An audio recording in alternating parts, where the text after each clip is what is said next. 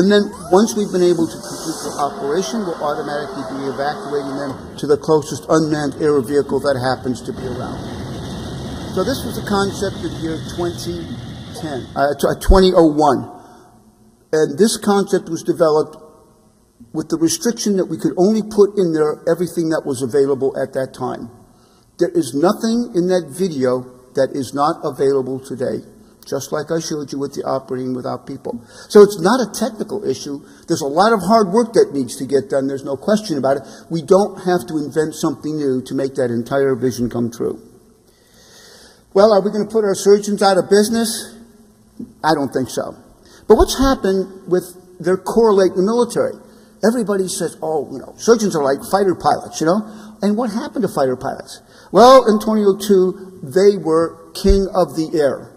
And then came Predator in 2003, initially for surveillance and then for seeking out specific targets. And now we're actually having them in a combat role. In the United States, in the year 2003, the federal government mandated there will be no fighter pilots on the battlefield in the year 2025.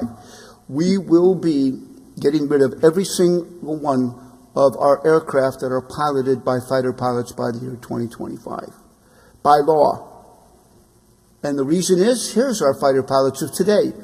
They began in 2006 flying those aircraft, and there are many of them out there today. We have about 9,000 aircraft on the battlefield at any one time, and plenty of pilots out there flying them. So it's going to be a different way, a different kind of army. So does that mean our surgeons are going to be out of business? Maybe yes, maybe no. Maybe we'll take the operating room to the patient's home rather than the patient to the hospital. The most dangerous place for someone sick is the hospital. Robotic medical assistants, we've got mobile telemedicine consultations, and physicians can sit in their office and go to 2 or 3 different hospitals, making rounds with the nurses and seeing individual patients. And I said, when I saw this, I said, Yuman, you are crazy. Nobody's going to buy this. The patients will hate it. They took them out there. 75% of the patients preferred the robot to their physician coming around in person. And, the question is, well, what's going on here? The answer is the practice of medicine. And the problem with the practice of medicine is that we're not paying attention to our patients anymore. The robot forces you, if you will, to focus on your patient, make eye contact. Nowadays, most physicians, when they go in, they grab the chart, they talk to the nurse, they say, Mrs. Jones, how are you doing? I'm glad you're great. And they're out the door because they got 37 more patients to see. You can't do this with the robot. You have to sit down there and make eye-to-eye contact. And even though it's through a monitor, that eye-to-eye contact, the direct communication, is something that our patients value.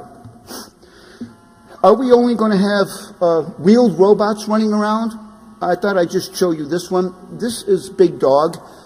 Big Dog is for our soldiers out on the battlefield who carry about 120 to 140 pounds on their back. When they fight with about 70 pounds on their back. So the question is, can we offload some of that and have a robot follow them around and not have to carry so much weight on their back? And so that, as you can imagine, is an enormous challenge. So here we see Big Dog in a number of different environments. You can kick him, and he will be able to recover without falling down. Or if he does fall down, he's able to actually get up, going over all different kinds of terrain. This I think, is a remarkable accomplishment from Boston Dynamics back in the United States. I'm going to skip that because I hope I'm going to skip that. Because this just goes on and shows you some more of the remarkable ones. Now I'm going to take a few minutes now and look at what the distant future is. That's what we have available today. That's what we know can work. There's no question that we can do this. What are the things that are coming that are going to revolutionize the way we do medicine? Some of them have to do with engineering principles, and some of them do not. So, what is radically new? Oh God, I hate this. This is a cockroach. It's got probes in its brain. And Eric Staditzer in Bob Fuller's lab at UC Berkeley has been running these on treadmills.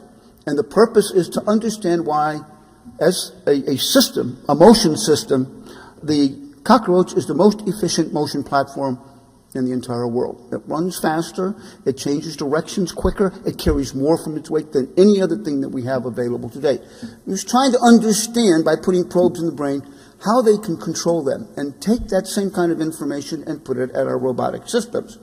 Well, one night, the students snuck back to the lab. I know what you guys do. You go in the lab at night and you fiddle around when your boss isn't there.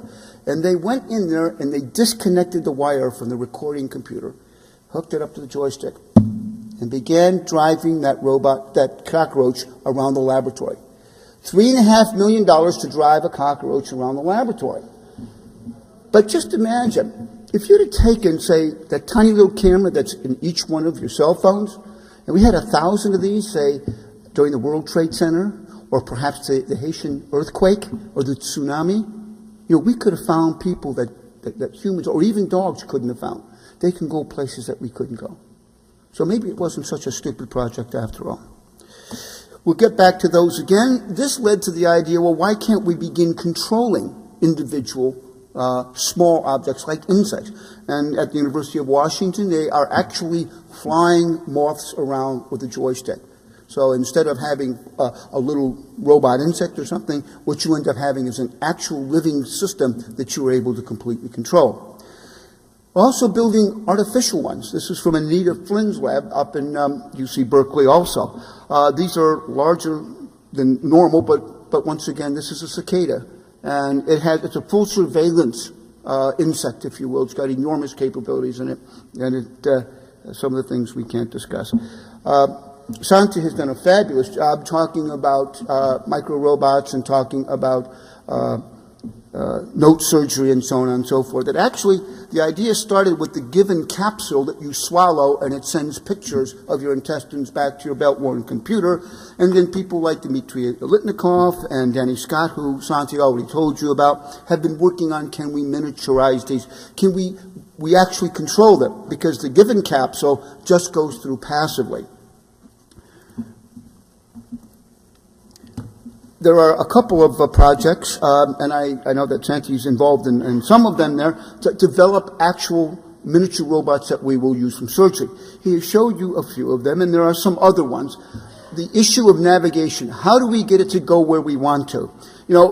Crawling around isn't a bad idea, say, inside the belly, but if you're in the bladder and it's full of water, maybe you want your robot to swim around.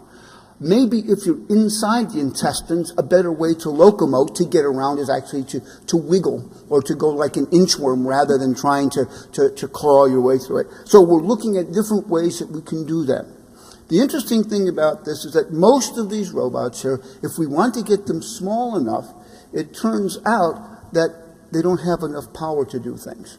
And you can't put a dozen different little hands on them. So Sir Alfred Couchier came up with a phenomenal idea.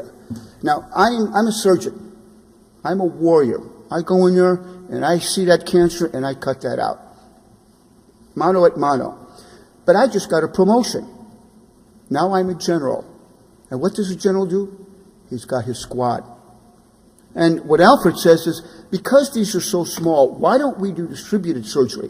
Why don't we go ahead and have a surgeon in charge of, say, a half a dozen or a dozen robots? You put these tiny little things through the belly button, and they work collaboratively as a team. One or two are a camera, a couple are light sources. Some of them are graspers to hold things out of the way. Others might be scissors or coagulators. There is nothing that says you have to have in the hand of the surgeon a large instrument. And perhaps this is going to be a new frontier for us.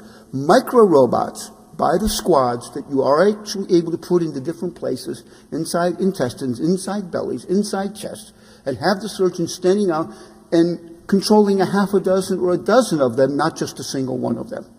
Will this happen? I don't know. It was predicted in 1972 by Isaac Asimov in the movie Fantastic Voyage, in the book Fantastic Voyage as well. And so, if you look at the things that I've been showing, every single one of them has been predicted in science fiction books 20 to 30 years ago. We didn't have the technology, but the idea of doing it has been existing. And it may well be that this may come to fruition.